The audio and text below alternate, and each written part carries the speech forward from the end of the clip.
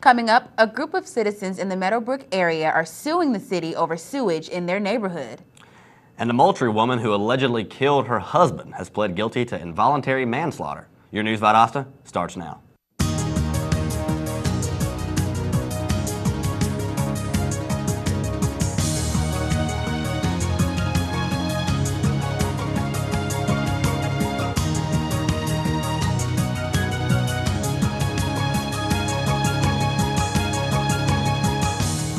Welcome to News Valdosta. I'm Bridget Wiley. And I'm Zach Saxon. Topping off our news today, the city of Valdosta is facing a lawsuit over sewage spills in a city neighborhood. Meadowbrook residents are suing the city of Valdosta for relief from the numerous sewage spills on their properties. The residents say the city has failed to properly operate and maintain the municipal sewage system. The suit contends that raw sewage has been discharged on the residents' properties into two of their homes and filling one of the residents' swimming pools. The lawsuit was filed Wednesday, and the residents are asking that the court order the city to stop all discharges of sewage onto their properties. The plaintiffs' properties are next to a 2-mile branch which flows into the Withlacoochee River and along which the city maintains sewage lines that carry raw sewage to the Withlacoochee wastewater treatment plant. We will keep you updated as this story develops. A Moultrie woman has pleaded guilty to involuntary manslaughter following her indictment by a jury. Cynthia Alderman was allegedly driving recklessly one night when she struck her husband with her vehicle. Alderman fled the scene and her husband's body was recovered later that day. Officials argue Alderman was committing another crime during her husband's death because she was driving recklessly, and the grand jury indicted her on a vehicular homicide charge. But Alderman pleaded guilty to the lesser charge. Her sentencing will be scheduled for early October. Chief Brian Childress of Valdosta Police Department is the latest victim of a cyber scam. An email claiming to be from the FBI installed a virus on his computer. The message said his computer would not unlock until he paid a fine. After contacting someone within the FBI, Childress found out his computer had been targeted by FBI ransomware. FBI officials say even if you pay the fine, your computer will still not unlock, and if you've been a victim of this scam, the FBI asks you to contact them immediately. The Georgia Department of Labor announced that Metro Valdosta unemployment rate has decreased to 8.7% since July. The rate has decreased because 653 residents became unemployed, pushing the total number of unemployed to about 62,000. The area has gained 700 jobs since July. Most of the job gains came from goods producing sector, which includes manufacturing and construction, along with retail trade and state and local government. The Department of Labor is expecting a decrease in the rate later this year. Sheriff Prine of the Lowndes County Sheriff's Office is alerting citizens of a recent scam that is using the office of the sheriff to prey upon citizens. Several citizens of Coweta County, located in the metro Atlanta area, have received telephone calls from an individual who claimed to be a deputy sheriff. The caller informs the call recipient that a female in the residence has missed jury duty and is being faced with arrested if the victim does not provide a credit card or debit card number to pay a fine. These calls are a scam, and Sheriff Prine is stressing if you receive such a call, do not provide the call with any information and contact the sheriff's office immediately. Christopher Westbury of Brooks County is behind bars after police discovered 12 large marijuana plants growing in his front yard. Deputies received an anonymous tip that Westbury was growing the drugs at his home. Those plants, once processed, were estimated to have a street value of around $12,000. Westbury is now charged with manufacturing marijuana. A $35,000 grant from the Walmart Foundation will help hunters provide venison to local food banks in Georgia. The CEO of Georgia Wildlife Federation, Todd Holbrook, said hunters are expected to provide more than 60,000 meals throughout Georgia this year, as well as 20,000 pounds of donated venison for the poor. This program runs through the hunting season, which starts in September and runs through February.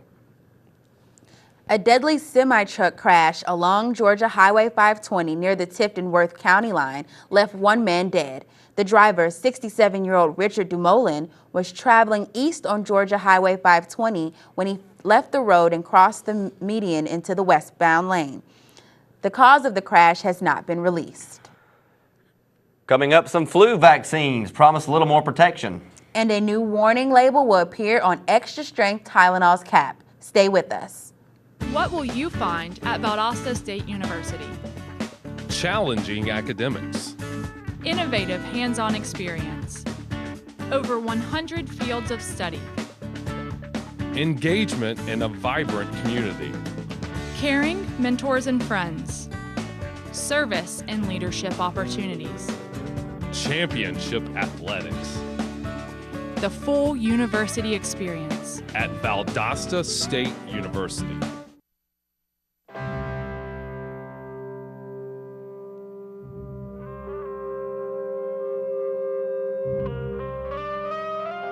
Seven 7,000 high school students drop out every school day.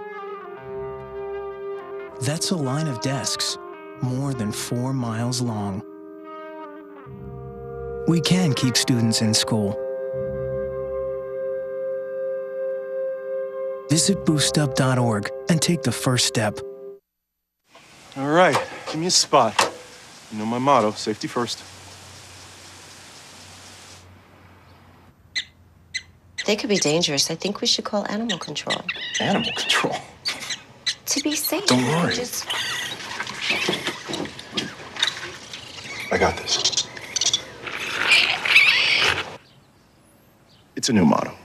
You don't have to be perfect to be a perfect parent. There are thousands of teens in foster care who don't need perfection. They need you. Welcome back to News Valdosta. It's that time again for flu vaccine. And this fall, some brands promise a little extra protection. Vaccines called quadrivalent for the first time will guard against 4 strains of flu rather than the usual 3. These flu vaccinations are so new, they will only make up a fraction of the year's supply. All the nasal spray vaccines sold in the U.S. this year will be the 4-strain kind. Specialists say that's just one of many flu vaccine options to choose from.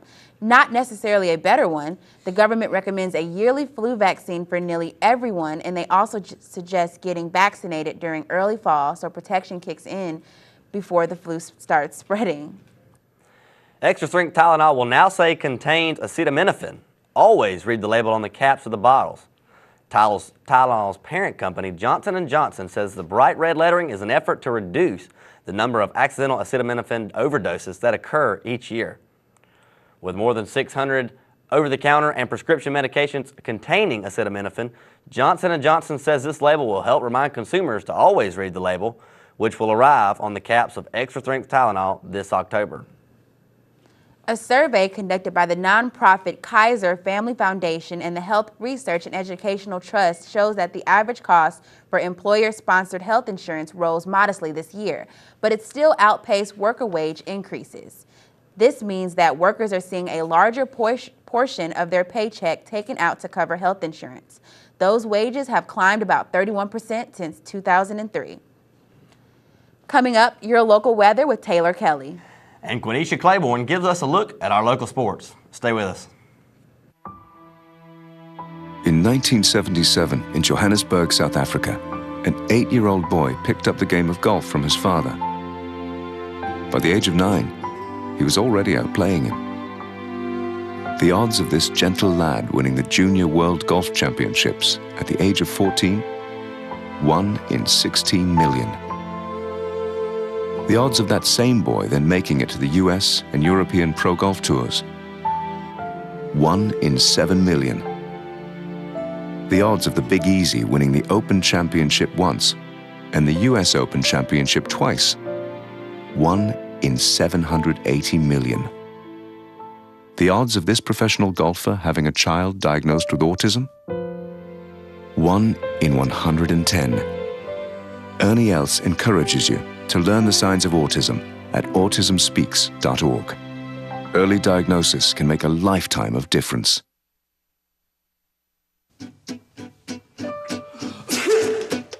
Danse, balance, suis la cadence, ondule bien tes hanches, au bal du dimanche.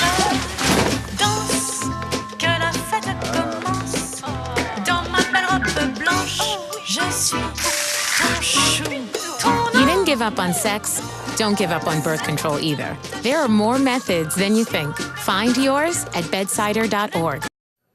Welcome back to News Valdosta. State Superintendent Dr. John Barge made a stop at a Coffee County school to honor the students and staff at Broxton Mary Hayes Elementary. The school has been recognized as one of the state's 2012 Schools of Excellence, and it's just one of 28 schools statewide chosen for the honor. And here's Taylor Kelly with the forecast for today. Taylor? Thanks, Zach. Let's jump right into our local weather forecast. Tonight, we can look for a nice low of 71 degrees with a 40% chance of precipitation.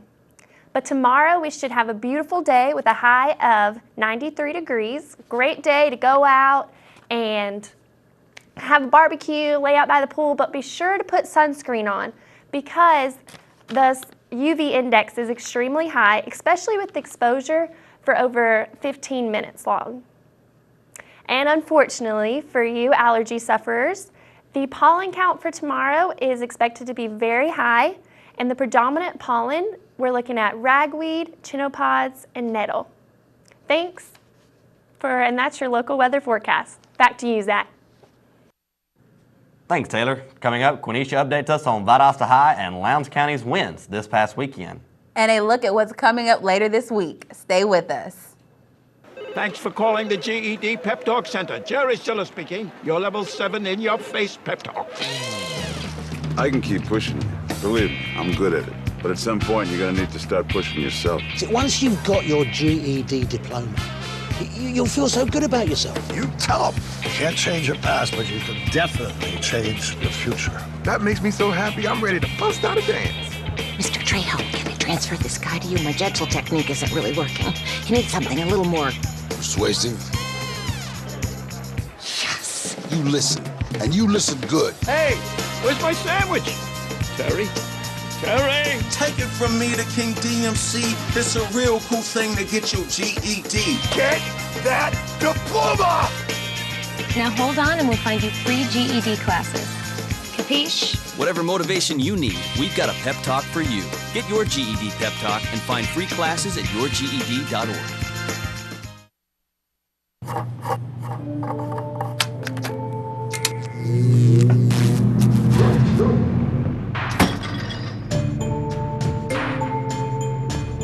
Traditional light bulbs actually generate 9 times more heat than light. Switch to Energy Star light bulbs, and you'll realize just how much cash you are really burning through. Saving energy saves you money. Learn more at energysavers.gov. Welcome back to News Valdosta. We now turn to Quenisha Claiborne with a look at our sports. Quenisha. Valdosta High won a 28-4 victory over the Thomas County Central Yellow Jackets.